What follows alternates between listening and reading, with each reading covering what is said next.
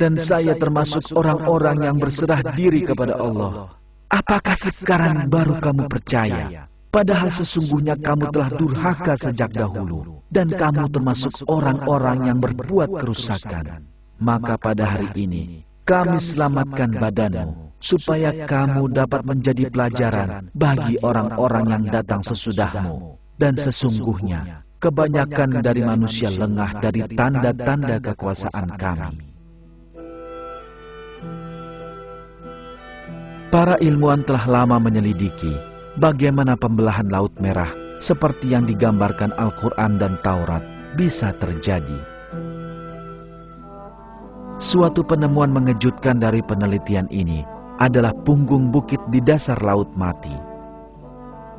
Punggung bukit bawah laut ini ditemukan di Teluk Aqaba, sebuah sambungan Laut Merah. Menurut salah satu tafsir, jalur yang digunakan Nabi Musa terletak di sepanjang punggung bukit ini. Menurut para ilmuwan, sebuah angin kencang yang bertiup dari timur mungkin telah menyingkap punggung bukit ini. Doron Noff, profesor ilmu kelautan dari Florida State University, membangun sebuah tiruan lengkap dari punggung bukit di Laut Merah untuk menguji dugaan ini. Selama pengujian, Profesor Noff mengamati bahwa ketika angin ditiupkan pada sebuah tiruan ini, sebuah jalur kering benar-benar tersingkap. Penyeberangan Laut Merah oleh Nabi Musa mungkin terjadi dengan cara ini. Sudah pasti, Allah lah yang Maha Tahu akan hal ini. Penemuan arkeologi tidak hanya menerangkan terbelahnya Laut Merah, tapi juga tentang tenggelamnya Fir'aun dan bala tentaranya. Selama bertahun-tahun, para ilmuwan mencari jejak tentara Fir'aun di kedalaman Laut Merah. Penelitian mereka telah sampai pada kesimpulan yang jelas. Gambar-gambar ini diambil di Teluk Aqaba yang menghubungkan semenanjung Sinai dan Saudi Arabia. Permukaan pasir mengingatkan akan punggung bukit dalam laut. Namun, hal yang penting adalah bahwa ganggang laut tampak di sana-sini. Ganggang laut perlu menempel pada dasar yang padat untuk bertahan hidup. Yang paling penting lagi, ganggang laut ini mengambil bentuk dari bahan tempat mereka menempel, bahkan jika kemudian bahan ini lenyap. Ganggang laut yang ditemukan oleh para ilmuwan ini memiliki ciri yang berbeda. Tidak ada karang atau batu dimanapun di daerah itu. Namun ganggang laut ini menyerupai bentuk roda kereta tentara Fir'aun. Penemuan yang sangat menakjubkan muncul ketika penelitian dilanjutkan. Sebuah roda kereta dari perunggu ditemukan di pasir. Roda kereta ini mungkin sekali ditinggalkan oleh tentara Fir'aun yang tenggelam di dalam air.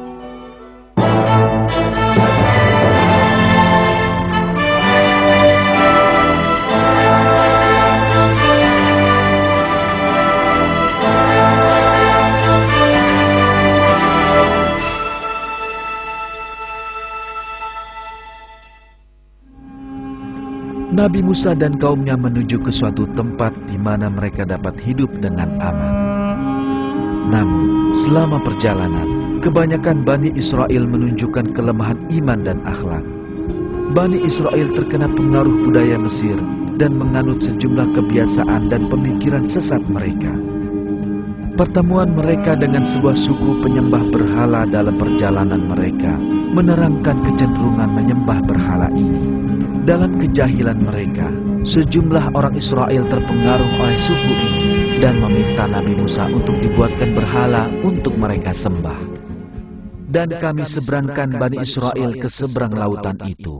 Maka setelah mereka sampai kepada suatu kaum yang tetap menyembah berhala mereka, Bani Israel berkata, "Hai Musa, buatlah untuk kami sebuah Tuhan berhala." Musa menjawab, "Sesungguhnya kamu ini adalah kaum yang tidak mengetahui sifat-sifat Tuhan. Sesungguhnya mereka itu akan dihancurkan kepercayaan yang dianutnya dan akan batal apa yang selalu mereka kerjakan." Musa menjawab, "Patutkah aku mencari Tuhan untuk kamu yang selain daripada Allah, padahal Dialah yang telah melebihkan kamu atas segala umat?" Nabi Musa dan pengikutnya menuju Gunung Horeb. Menurut Al-Quran, Allah telah membuat janji dengan mereka di sisi kanan gunung tersebut. Nabi Musa akan berada selama 40 hari di gunung ini.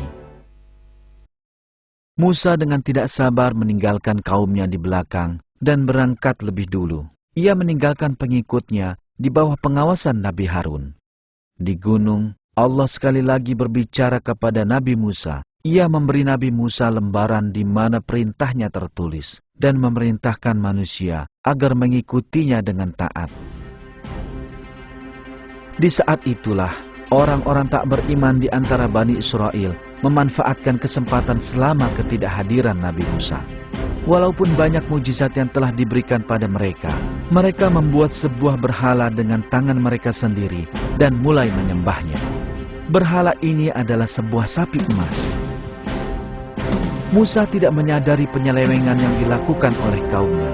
Allah memberitahu Musa mengenai penyimpangan ini dan tentang keberadaan seorang munafik bernama Samiri di antara mereka. Di saat itulah Nabi Musa kembali kepada kaumnya. Kaum itu sedang menyembah berhala dan mengingkari keberadaan Allah. Nabi Musa menghentikan perselisihan yang disebabkan oleh Samiri dengan dua tindakan penting.